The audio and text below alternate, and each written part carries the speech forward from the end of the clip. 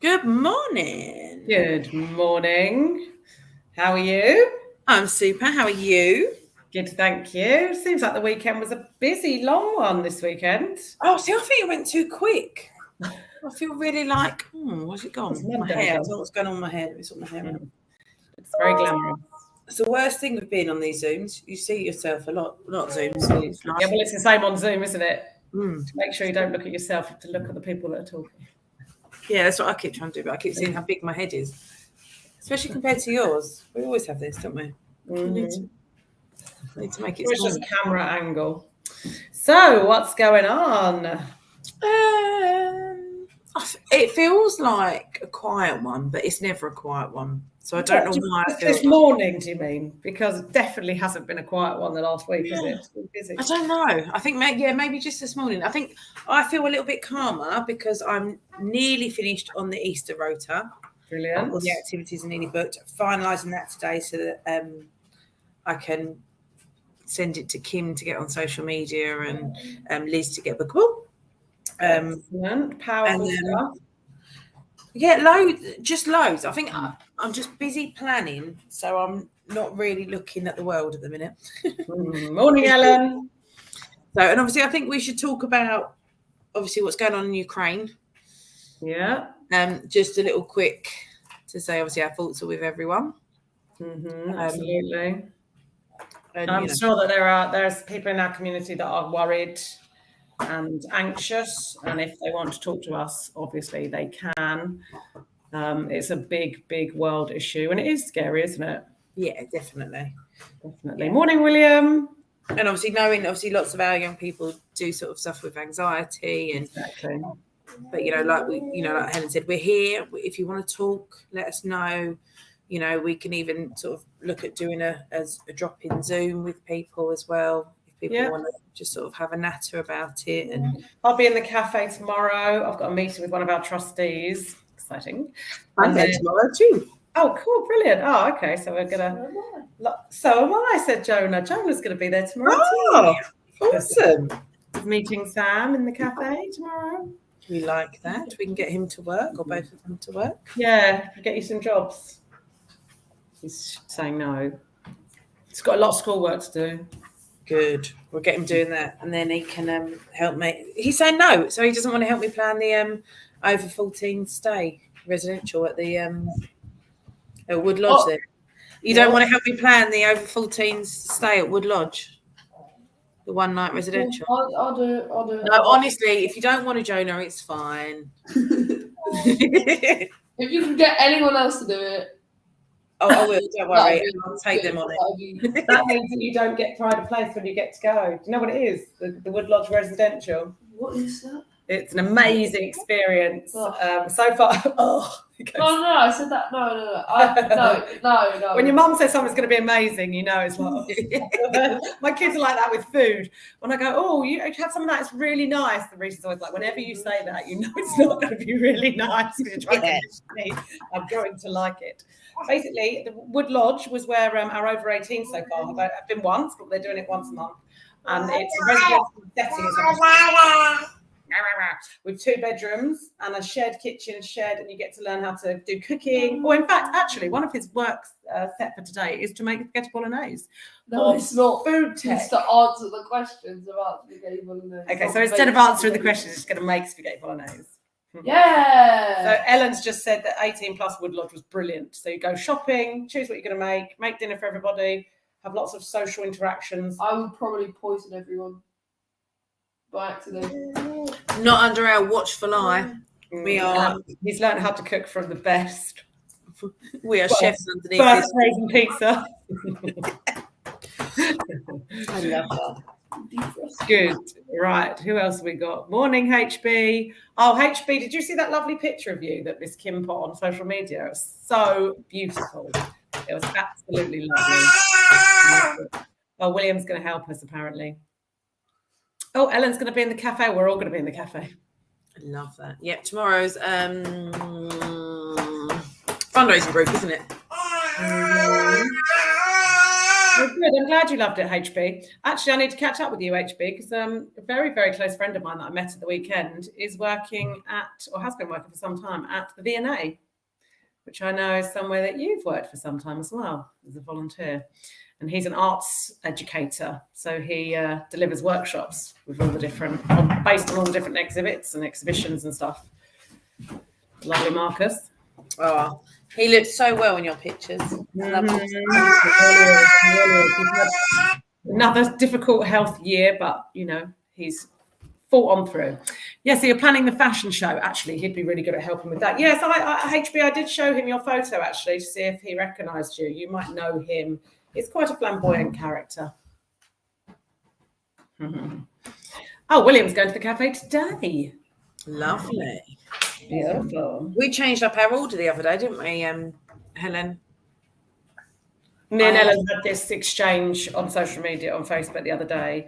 Like, I'm just afraid when I get there, I'm not going to be able to change. I'm just going to say chicken and bacon club sandwich and a latte. But what did you change to? I had a tuna melt and it was delicious. But it was so funny because Naomi had to come over and check that the order hadn't been taken down wrong. She's like, you've changed. Because I always have a bacon and cheese baguette. It's just amazing. Yeah. Well, Ellen's on the way to the cafe right now. She's going to try the pizza panini. I don't think so, no. Can you hear how loud Tommy's being today? Very vocal, isn't he? He is. He's chatting away. She's not. No. This is not crying. It's a good thing. Right, so last week, well, lots and lots of busy stuff going on. You're nearly done with the Easter. I had some really interesting meetings last week. I had one with the fire brigade. I had one with Q from CLB, all looking at ways in which we can extend all of our work, because as we all know, we've had to shut many of our waiting lists because there's a massive demand for our services and we don't currently have the capacity or the venues to deliver. Which is, of course, in some ways a wonderful problem to have. It's not like we're trying to desperately get people into our services. Quite the opposite, in fact. We're trying to desperately increase the services so we can get people in. So that's kind of my current mission, is to find out in what ways can we extend everything that we're doing to include more people. Definitely, yeah. It's yeah, and obviously we had the. I've been on a mission to try and get a few more residentials booked because obviously the over 18s that sold out was just amazing and fantastic, but heartbreaking for the people that wasn't able to go on it. No, exactly. We know we need to offer more. Just increasing our capacity, isn't it, on everything, so we can do it all. But yeah, it's been a good week and lots of stuff coming up. Tommy agrees. It really does. And just for the people who've been around for a long time, I just want to say something as well. Can you believe that my Teddy is going to be 5 on Thursday? Jonas just went. Yeah. So you kind of forget how long we've been at CASPA and how amazing. Like he's like one of the recent babies, not even one of the. And you just sort of think because I always say that my kids are so lucky that they get to grow up in CASPA. They get to see the beauty of CASPA and the brilliance of CASPA from the inside out. Is he scanning his face? What are you doing? Okay, I'm not even talking about it.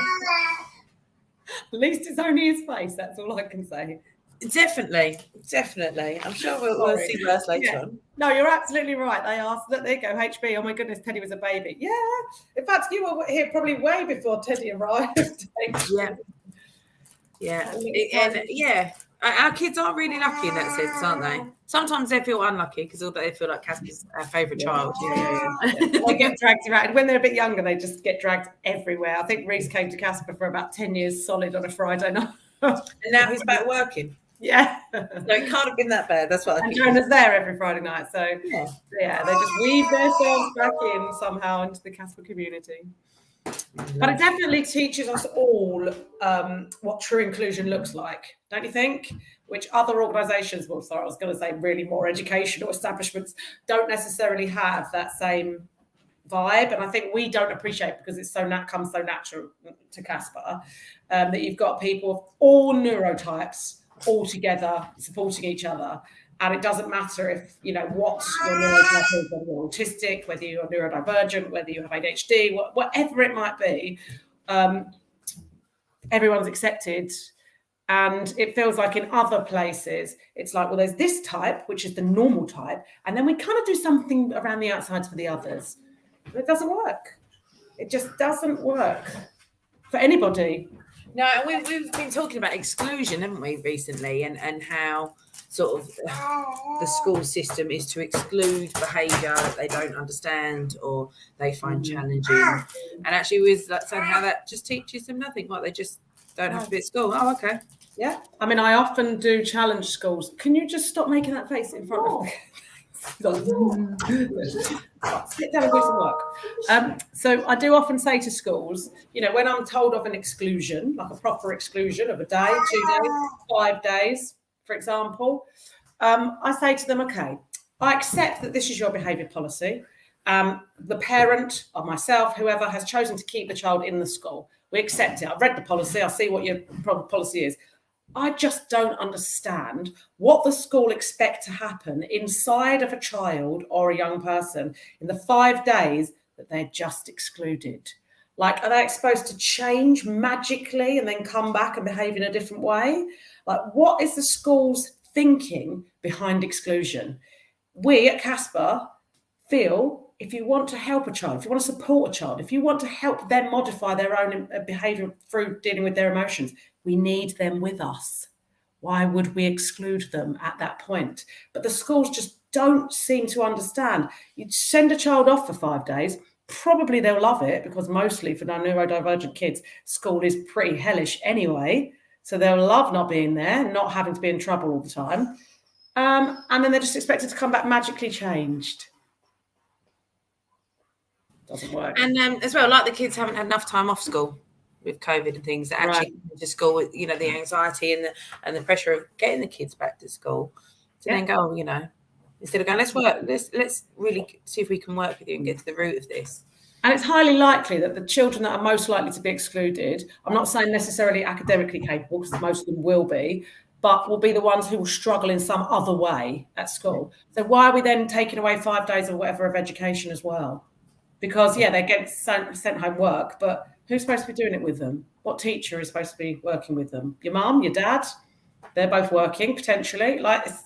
There's absolutely it's just the least intelligent approach to behaviour management, or, you can say behaviour management because that's not the way that we would see it, but to supporting a child, ever exclude them. Just get rid of them. Anyway, Anna, I'm thinking it might be Anna, not Adrian, but few schools practice true inclusion. SEN students are frequently excluded due to a situational lack of support. And that is absolutely right. The situational lack of support is then what leads them to behave in ways which become difficult, challenging, even dangerous. And then the school's like, go, off you go, done. No actual input, professional input to make that child feel better about themselves and therefore behave better. Yes. Anyway, was I a bit ranty there? No, it's exactly right. And I think that's the thing. It's we're very good at talking about the actual topics rather than scooting around the We'll always address the topics, as we say. Definitely. Hi, morning, Emma. No. Tell me so. There you go. Helen, this is an interesting one. Schools don't fully understand how to support autistic people, students or staff, and use ABA without knowing they are to improve behaviour. This is something, Helen, I think we need to have moving forward a lot of discussions around, because I've certainly had a journey with looking at what ABA is. I knew what classic ABA was, and I know that there are some schools that actually say we use ABA, applied behaviour analysis. It's hugely traumatic for many of the autistic people that have been subjected to it. It's still very, very controversial, and many people just don't even understand it. But like we've just said about exclusion, many people don't understand that point either, that we need the kids with us. Similarly, I think what you're probably referring to, Ellen, and we could do a whole session on this at some point, is that anything like sticker charts, red, yellow, amber, stickers on the wall or cards, that's all methods of ABA. And it's really interesting because, of course, those kind of things only really work for kids that don't need them. And the kids that can't meet that criteria, can't behave in the ways that teachers or schools want them to, mostly kind of neurotypical ways, will then constantly get punished, constantly be the red card kid, constantly be the one who doesn't get the stickers. And then they just give up because why would you bother? And then they turn to, I don't care. I don't care. I don't care if I'm on a red card, because they have to protect themselves. And it then goes in from there. Oh, William was excluded. Yeah. Oh, that is a story that would be really interesting to hear, Will, that you were excluded and had a really difficult time. Emma, secondary school was the worst. Hated it. There's so much here, isn't there, to talk about? There's so much that we could become a powerful force for good, even getting all of your stories together. Ellen, any school I've worked in uses an ABA behaviour policy and I always hated it. Children do give up and believe they're just naughty. Absolutely.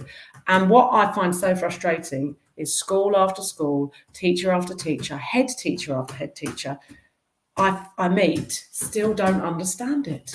And for us, it just seems so simple and obvious. But also, it is to do with capacity and culture. And that's what I've recently said to a head locally last week when we were discussing a 5-day exclusion of a young person. I understand it's about culture because they need to be seen to be punishing the child that's done something bad, and mostly because they're afraid of other parents. And secondly, they don't have the capacity. They don't have amazing behaviour specialists to come in and work with people. As in, when I say behaviour specialists, I mean emotional specialists. CASPA staff, they don't have them. So they can't. They've got 35 kids in a class. It's a massive crowd controlling situation, and they don't have the capacity to do it properly. My mum disagrees. I went through ABA because we didn't strictly see an ABA therapist. I went into special ed school where they just function labels, tell people off for stimming and meltdowns. Yeah, I know. And the thing is, HB, every parent tries to do their absolute best for their child. And nobody goes into it thinking, oh, this is cruel, or this could, give them PTSD in the future, or nobody does that on purpose. Parents just want their child to get the very best out of life. So we can see why a parent might go down that route. But what's really powerful now is we're getting all of these adults, autistic adults, that are coming through and telling their stories and saying that it's traumatizing to be told who you are is not good enough on every level, and not being supported properly and emotionally, and or accepted, not being accepted, basically, right? Yeah, and that's the thing is, and obviously schools are busy and whatever, but so Teddy's in reception, and he kept coming home telling me there was a naughty kid in his class. He does this, he does that, and I pulled the teacher up, and I was like, you need to address the class and talk to them about each other's, the children's needs, because my son is already coming home and hearing he's just a naughty boy, that person's just naughty. And I was just like, it's really not okay. He's a 4 or 5-year-old boy that, may just need a little bit of support, or actually, there's so many reasons. It could be really struggling, really serious going on for the kid, or it could be that he's neurodivergent and is not having his needs met, which is always why people behave badly. And this is what comes back to when we say behave badly, behave in ways which upset other people. We always come back to that same thing, don't we, Sarah, at CASPA, which is the people who behave the worst feel the worst inside. So once we realise that, you can flip the narrative, stop seeing them as bad and start seeing them as the ones who need the most help. Oh, that's good, Nicole. Nurseries took away the use of the word naughty as it wasn't appropriate. Shame schools don't do the same thing. Yeah, I mean, I think a lot of schools do, and a lot of schools will say that they do, but I think it's actually probably the children that come away knowing that that's the bad kid, like that's the one who always does things wrong. But if, like Sarah, I mean, if I can imagine, Sarah, if you were a teacher of a class, But I think everyone should be talking about difference. That's my biggest thing. And I often say to schools that, why are we not talking from a young age? This is so-and-so in this class. These are their needs. So, for instance, Lottie's got a heart condition. She's had open heart surgery. Her scar is really quite visible. She is 9, nearly 10. She's getting to an age where things, she's starting to be more aware of her body. So getting changed for PE in school and things is going to be a bit of a tricky subject for her. We've always spoken about it openly. But actually, her class friends probably don't even know that she's got a heart problem necessarily, or know that she's got a scar. But the minute she may have to get unchanged and people notice differences, once difference is seen, it'll be like, oh, why have you got that? What's that? Yeah. Then make her feel more, go within herself. But actually, if we're speaking about this from early on, this is Lottie. She has a heart condition. She has a scar. This is so. They have autism. It saved her life. All the positives about it. Yeah. Everything that everybody has, because actually we're all individuals and we all have our own needs. Actually, this is so and so. They're an only child. They struggle with sharing. Yeah. You know what I mean? Like none of it's hard, but actually, then as a collective, the children who are much more willing and accommodating than adults, we often find absolutely they are. Yeah. We talk a lot about with the PRISM and sort of our LGBTQ community, how the oldest generation and the older school are harder to change their mind. But actually, if we're talking about it from day one, this is what this person needs to help them. This person struggles with losing. Okay, well, let's the kids can help that young person learn to lose as well, not just the adults and things. But it feels like that's not the main focus is not that. Right? It's not around humanity and acceptance. And unfortunately, it's due to higher pressures on the schools in terms of curriculum and results. And so that has to be the main focus. Anything else has to be sort of dealt with like by either batting it off or like, oh God, panic, just adding a few things to try and help that kid or get them out of the classroom for this time and then back in again. And, it doesn't feel like it's a holistic approach. Like you're saying, you design it from the ground up. Yeah. Please don't play the piano right now. It's probably the least useful thing you could be doing. You're thinking of designing an inclusive environment from the ground up rather than designing one which is like we must get everybody to do this and behave in a certain way so that they can churn out this amount of work and get these exact objectives met, which are so narrow in terms of the thank you. So narrow in terms of their the amount of people that can actually meet them really, and then all the others struggle around the outside. Yeah, and I just think, we should just be talking more about it. I don't feel that anyone means to be ignorant. Cruel? No.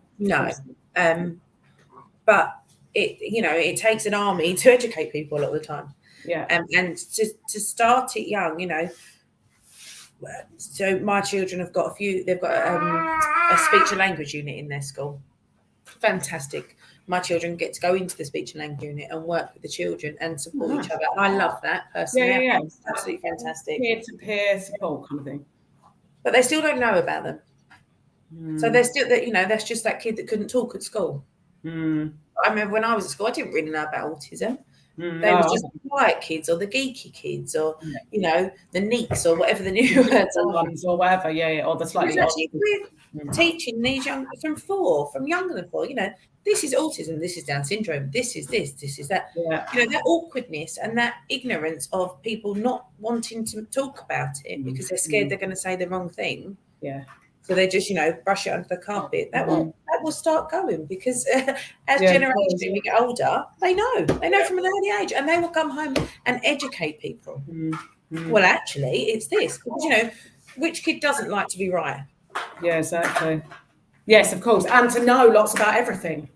Yeah. Know lots about the person that sits next to them and their way their brain works, and they don't write with a pen, they write with something else, or they use a laptop because of this, and I do this because I'm good at this, but that person's really good at that, and whatever. Yeah, it's a real shame that the culture is not more forward thinking in so many places. I had a conversation with a teacher last week, and it was one of my children's teachers, secondary school level, and she opened, honestly, my adrenaline's already up. She opened the whole conversation. You get 5 minutes on Zoom at the moment.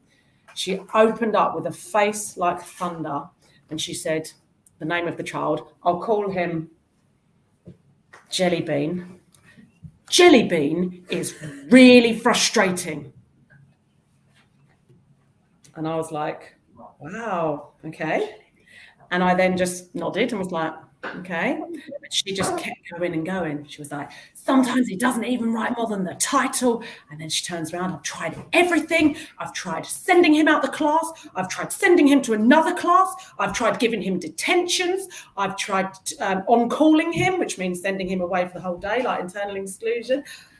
Honestly, Sarah, can you imagine? I was just sitting there like, oh, wow. And I bet at no point did she say, I've spoken to him about what's the struggle. No, well, then she just, because I didn't reply, I just like, okay. I was just like letting her rant, like nodding and okay. And then she went, I just don't know what to do. And I said, right, I'm really, really happy that what happened there was when you started, first of all, you were making it, the way that you were expressing it was like, he's the problem. He's bad. We can't control him. Like he can't be controlled. He's evil. He's bad. He's the problem. I said, by the end of your sentence, or by the end of what you just said, you actually self-reflected and said, you don't know what to do. And I'm really glad that you turned that around, because I was starting to get really worried. And she was just like, what? And then I could start breaking it down, but she did not understand. And like Nicole's just tried everything but working with Jellybean. Yeah. The one thing they're not doing is actually engaging with Jellybean to find out what the problems are and providing the support. So he just... If that was another parent who wasn't able to stay calm when someone is actually attacking your child, it's a child. He's frustrating. He's... Whoa, hang on a minute. Okay. And I said, as professionals that work with young people, and we can do this, we have, like you said, we have the privilege of being able to actually sort of talk with teachers and educators and professionals by saying, look, I'm also a professional that works with difficult, vulnerable, challenging young people. And we know that it is never the child's fault, right? It is the adult's responsibility to create the environment within which they are responding. So I'm really sorry to tell you this, but when he's with me, I can deal with him. I'll work with him. When he's with you, he is your problem. And you are going to have to be more creative, pull out the bag, connect with him, make a relationship, and work out what you're going to do. Because this child, Jellybean, is massively intelligent, academically brilliant, cannot write, struggles to write, but he doesn't have a choice of which school to go to. So he's at your school. He would love to go to a school that was better, that was more suitable, and so would I love him to go there.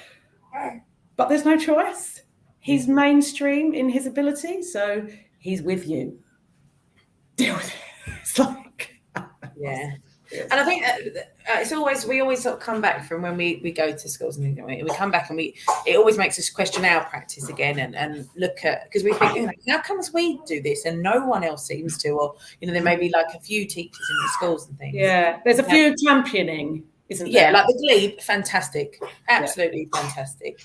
And then we always say, don't we, that we always reflect upon our practice and how we deal with any situation and sort of everything, really, don't we? And I think that's the biggest tool as a professional you can have, is to reflect. Totally. Well, we're really triggering some quite deep discussions here, actually. Ellen, this is an interesting one because this came up on the parent thread as well, actually, before the weekend, about non-verbal autistic people. Ellen watched an amazing program over the weekend where a non-verbal autistic person in Ireland sat 4 exams in the Leaving Certificate, A-level equivalent, and did incredibly well. His parents really had to battle for him to be allowed to do the exams, and he got the highest grade in maths. People underestimate the abilities of people who don't communicate in the same way. Absolutely beautifully put, Ellen. Yeah. Exactly that. And that's why we need to start really getting rid of functioning labels, right?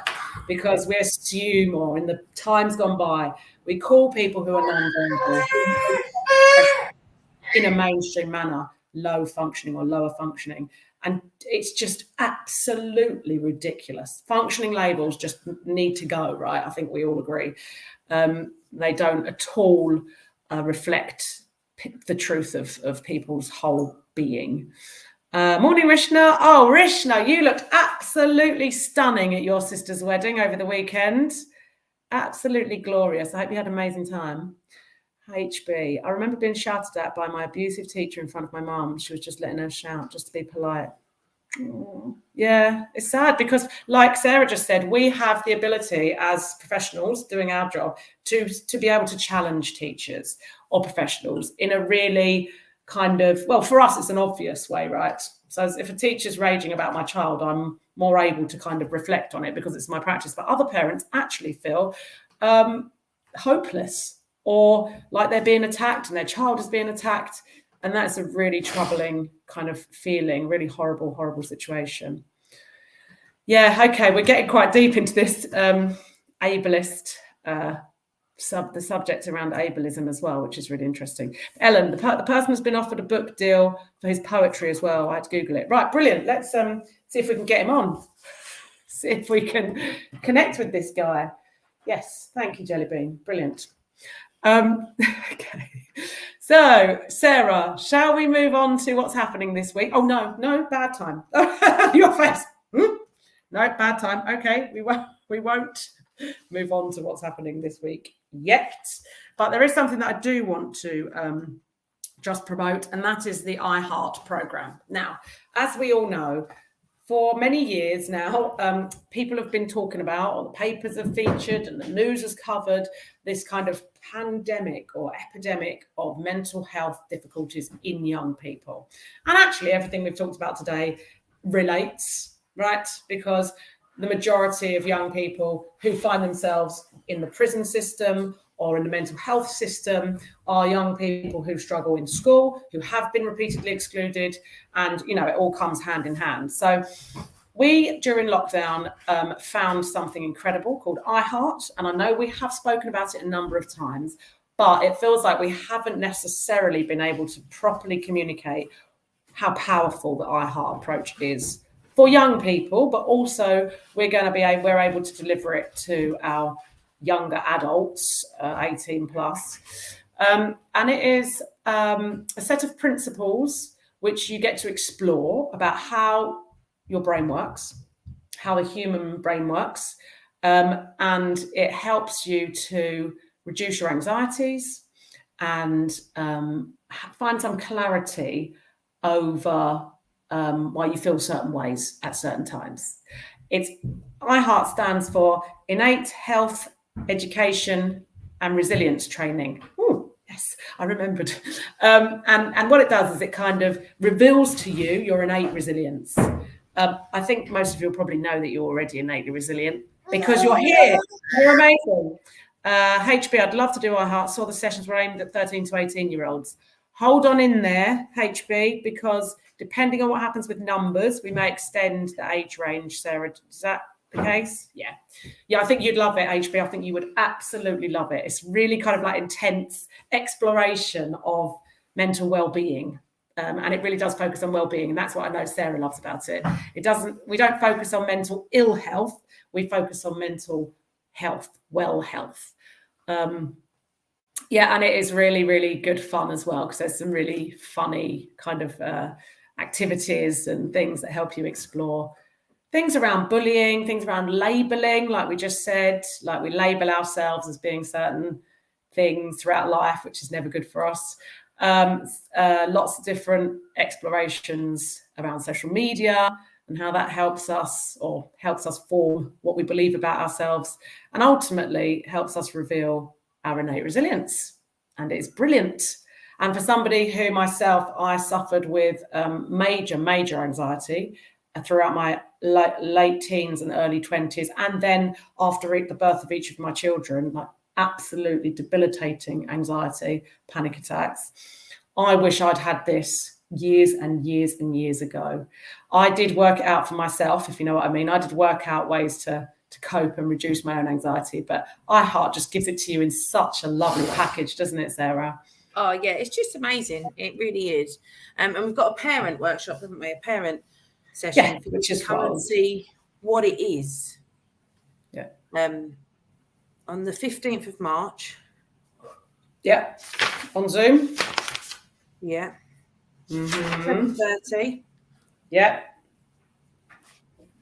Sorry, I'm just looking at the poster. Is it just parents carers, or could our older adults members come on if they wanted to, just to have a look? Yeah, So definitely if older you adults. fancied just hearing about it. I think our lovely CASPA Miranda and CASPA Cassie, who are also trained as Iheart facilitators, they are going to kind of go through a couple of the activities and the structure of because it's an 11-week course, isn't it? 11-week program, and on a kind of weekly basis, and it will be delivered face to face. Possibly on Zoom. It depends on who can do what, basically. We're very aware of times. We're hoping to ideally get a face-to-face one going and a Zoom one going at the same time.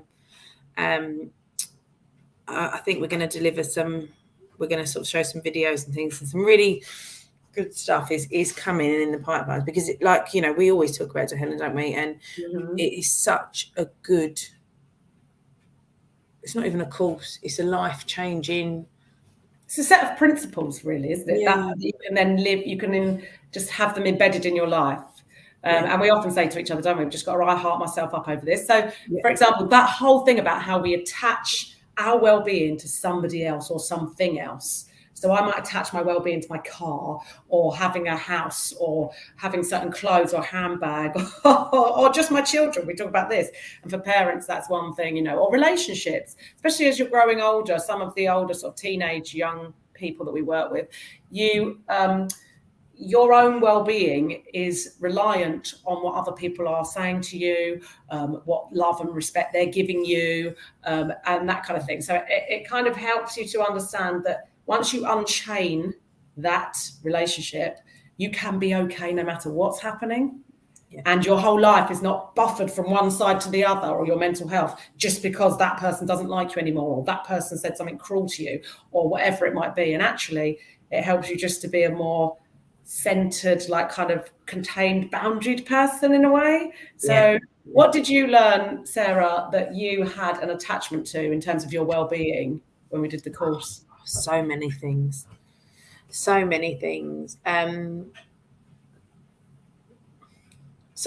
I'm only going to be okay if my kids are okay. And I think for any parent, everyone will argue that as a parent. Of course, you're only going to be okay if your kids are okay. And it sort of took me back through Lottie having her heart surgery. And, physically, her health, she wasn't okay. She really wasn't. She was very, very ill.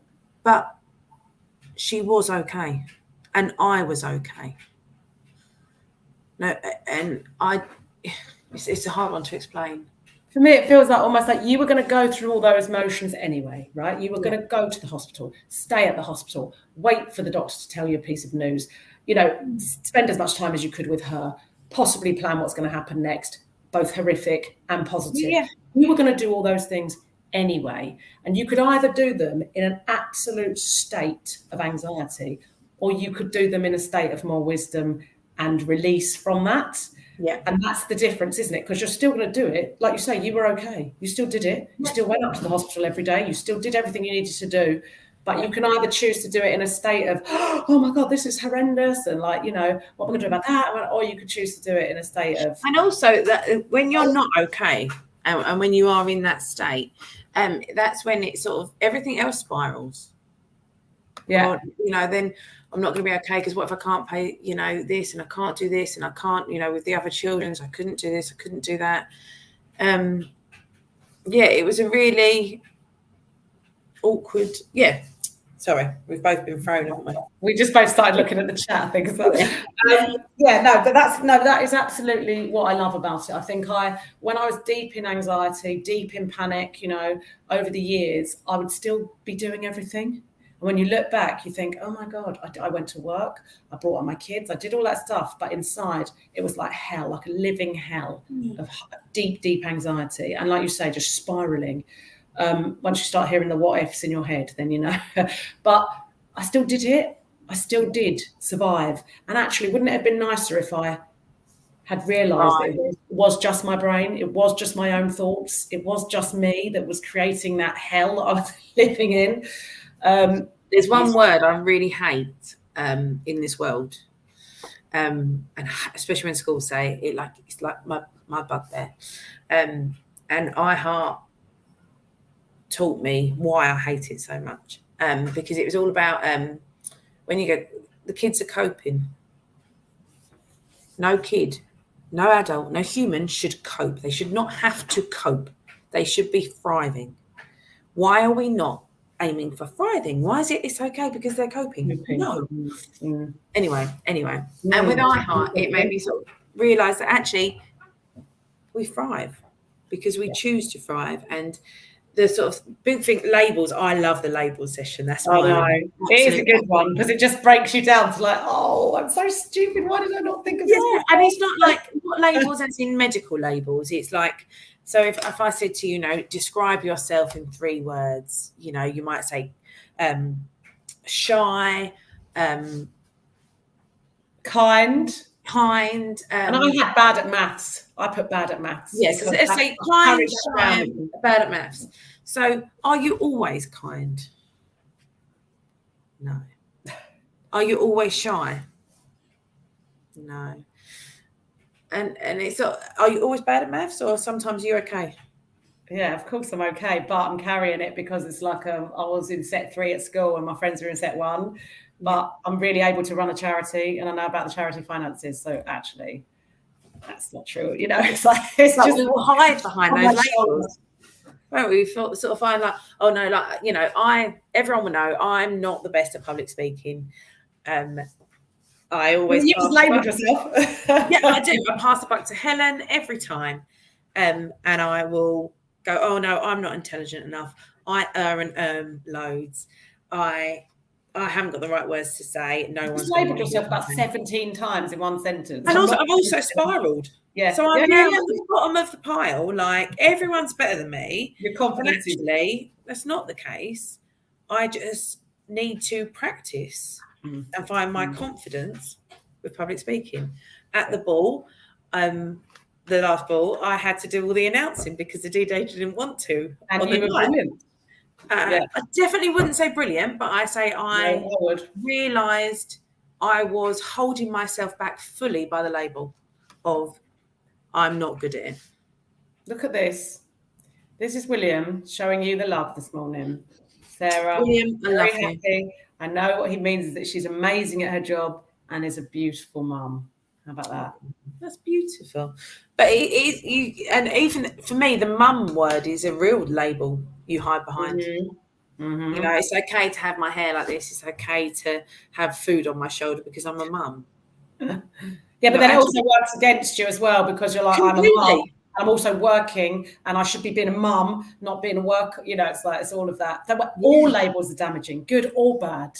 Yeah. And what I also found about that session is once you realise that the more you label yourself and the more willing you are to label yourself, you're basically judging yourself all the time. Yeah. And one of the things you might think, I'm not judgmental, but the more you're willing to label and judge yourself, you definitely are more willing and able to judge other people. And that's where it's like, oh, sugar, you're right. So if I label myself kind, I'm probably quite likely to label that person mean because I don't like the way they've just behaved. And because you got into that, instead of just seeing someone as a neutral human being who could be either and probably is either. That was interesting for me to think, oh gosh, because you think you're not judgmental, but you're so judgmental about yourself. Yeah. And then it probably means you're also judgmental about other people. Yeah. But you might put it down to, oh, it's just my morals or it's this. So actually, no, we're just judging. Yeah. Yeah. Plain and simple. And that was the whole thing with Iheart. No matter what way you try and take it, it comes back to the simplicity of it, of the principles that you're like, no, I want to argue this because we're ingrained, isn't it? But we couldn't. I think it's harder, bless you. I think it's harder to come to Iheart if you've been involved in a classical kind of mental health system. When I say classical, I mean the current, because the current mental health system isn't even that old, to be fair. But, the kind of route of diagnosis, medication, hospitalisation, treatment, therapy, counselling, that is all useful for people, if that is useful. But it's the epidemic of mental health amongst young people is showing that actually that doesn't necessarily work for people, right? So this just takes it back and kind of pairs it back to There's stuff you can do for yourself. And actually, we all know, we say it when it comes to addiction, we say it when it comes to anything at all, like weight control, anything at all, you've got to do it yourself. You've got to want to do it. And so it just takes that kind of, it isn't like it's fully your responsibility, but there's definitely stuff you can do inside of you which will help you, and which may mean you do not need to go down that crisis route of therapy, hospitalization, medication, diagnosis, CBT, all of that stuff. You may not need it. Yes, Jackie, it is indeed brilliant. I'm not sure that we've been that we've described it that well this morning, but if you're interested, come on the parent carer / anybody Zoom on the 15th of March. Yeah, it's bookable via Eventbrite as well. So if you go onto Eventbrite, put in CASPA, you'll see it. It's phenomenal, and we want to run it back to back, side to side, every way possible. So support as many people as we can. Yeah, because there's also a parent one as well, isn't there? But we won't talk about that quite yet. We haven't been given permission to run that one yet. But William, that's so kind of you. Honestly, look, good friend, good mum, really good at that job. Love you, William. You're a really good cheerleader, Will. Yeah. And there's some stuff that Amanda's been saying actually, which has been quite powerful as well. I find dealing with things depends on my mood at the time. This is what you were saying, Sarah, isn't it? You can either spiral up or you can spiral down. Yeah. If I'm having one of my better days, I can get through hospital visits, like, difficult stuff. But if I'm having a really low day, everything else seems 10 times worse and harder. Yeah. And Iheart teaches you basically how to control that, or not even control it, recognize when you're getting there. Like, what's the signpost to take you back onto the route of feeling okay with yourself, and more able to deal with stuff? Or it goes the other way and you see good in others and not yourself. Amanda, you would love Iheart to have all these. Yeah. Amanda, please book on to the parent session. Just humour us. Just go and listen, and see what you think, because it's honestly, me and Helen are probably two of the most argumentative people I've ever met. Well, we just like to challenge. Like, what? Why? Yeah. Why would we just accept what you've said? We don't believe in sort of like run the mill, and we tried hard to challenge this in every lesson. There's 11 sessions. We tried, and I think we got to about 10, then went, we just can't. Well, actually, what happened was it was the insights, and one of the things that Iheart talks about is you having these insights, so inner recognitions of certain things, and as you're going through, you'd be like going off to take kids to school, and you'd be like, oh my God, I've had an insight. And my insight is that actually I've outsourced my well-being to Teddy being all right, or I've outsourced my well-being to whatever. And I had a similar situation. One of my elder children, they weren't doing that well emotionally. And as we were going, and I kept pounding. I didn't keep pounding them, but I was like, I need to help them. I just kept trying to problem solve all the time. What can I do? Can I get them a counsellor? What do they need? Or do they have to have time off school? Like I was constantly trying to fix it. And then through Iheart, I had the insight, and it literally almost felt like a light came on. Yeah. And I just felt him there in that space. I was like, actually, he's going to be all right. He has his own wisdom. He's got to go through his own journey. It's going to make him more powerful afterwards. And it doesn't actually matter what happens with him. I'm still okay. And then what it does is it releases your mind to then think clearly about what you're going to do and how you interact. And I stopped pounding him. Like, are you okay? He then said to me, you asked me if I'm okay about 57 times a day. And actually, it's really annoying. I was like, oh, God. I was trying to control it. I was trying to see that he was okay instead of realising. Yeah, it really is light bulb moments, isn't it? It's like, insights. And then once you can get to the root of whatever it is, you literally feel it just lift off of your shoulders, don't you? It's the lift. I said it like a light come on, but it's like that. Like physically, you're like... Yeah. And it's like, I remember, like silly things. You'll put your well-being on silly things every day. So if I don't get my kids to school in time, the school are going to think I'm a bad parent. I'm going to get in trouble. I'm going to be late for work. It's going to make my day go on and on. Everything's just wrong. So you've gone from 5 feelings from your child not putting their shoes on. Actually, the issue is you feel you're not being listened to, possibly. You feel you're not being respected. Yeah. You haven't given yourself enough time. You feel that all the pressure's on you. And then when you start working it all down and breaking it all down, and you get to the one point where you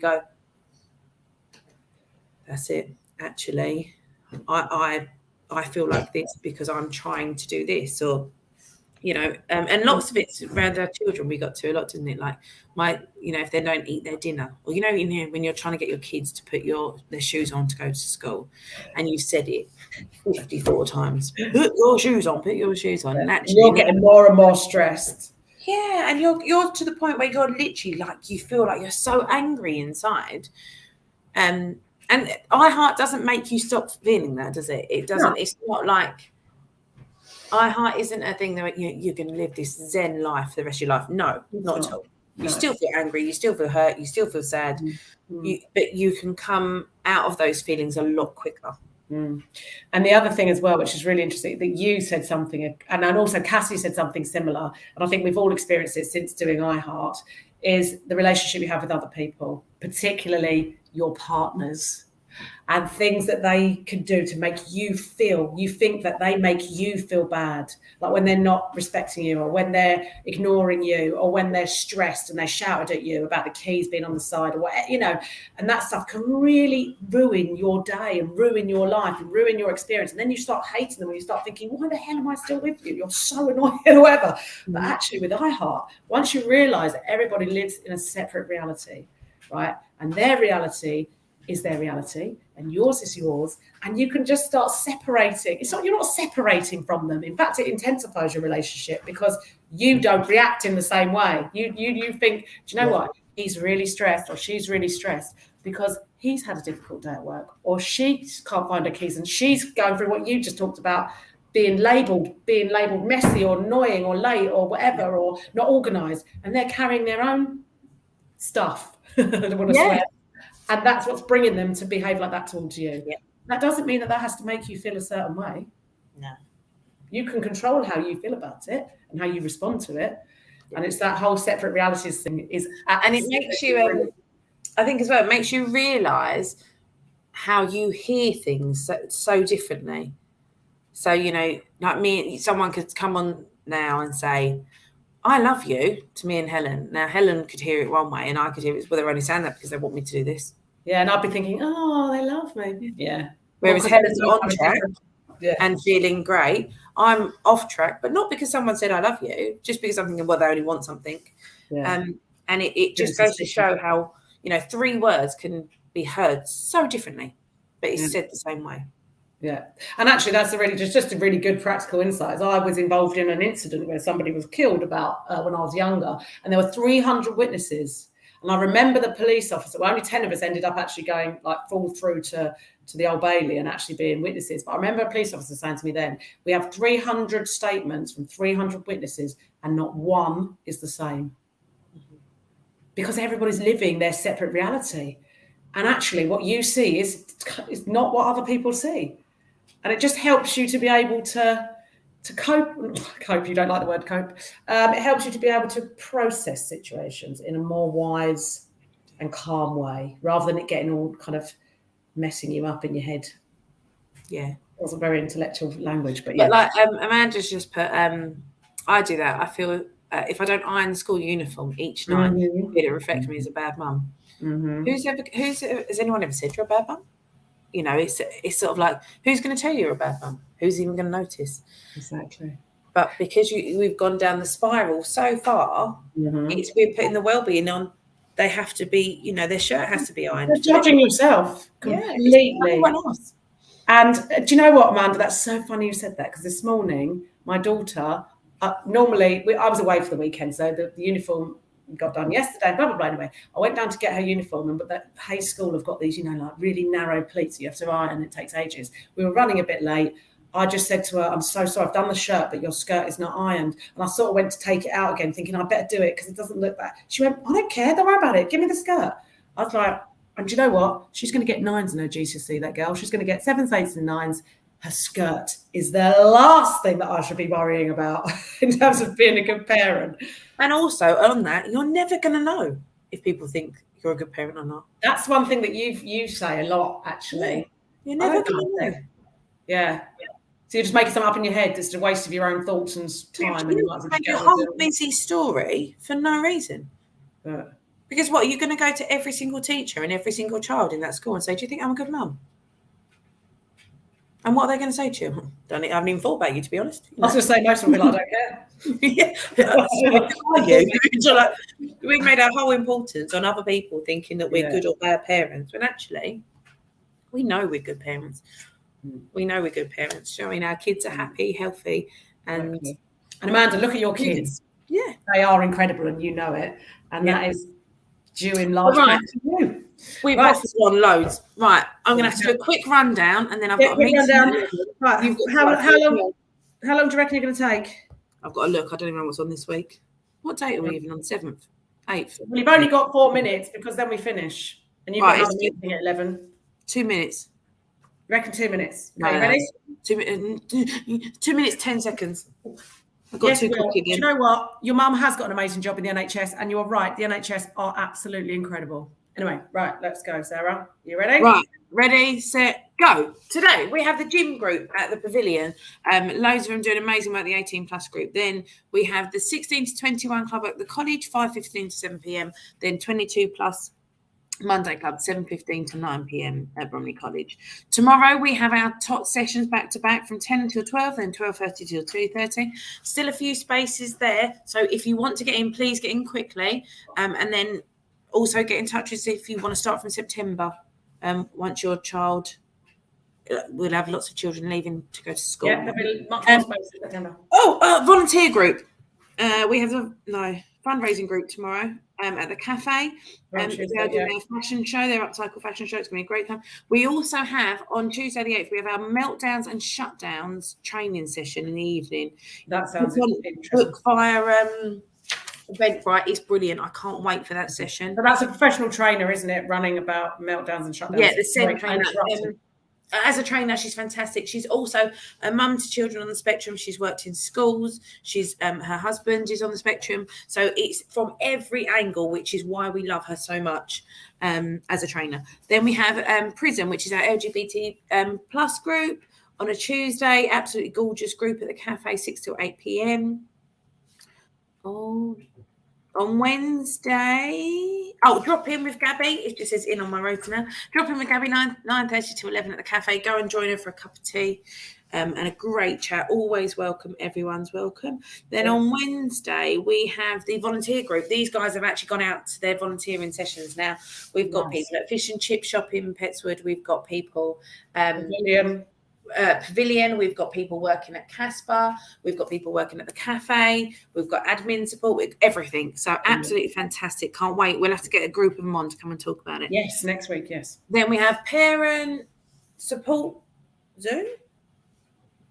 No, LGBT, sorry. Oh yeah, so we do this week. Brilliant. Sorry, yeah, everything's been unhidden in my thingy. So we've got LGBT support Zoom, 8 to 9 p.m. on Wednesday the 9th.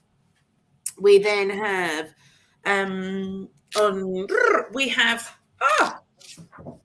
late diagnosis group.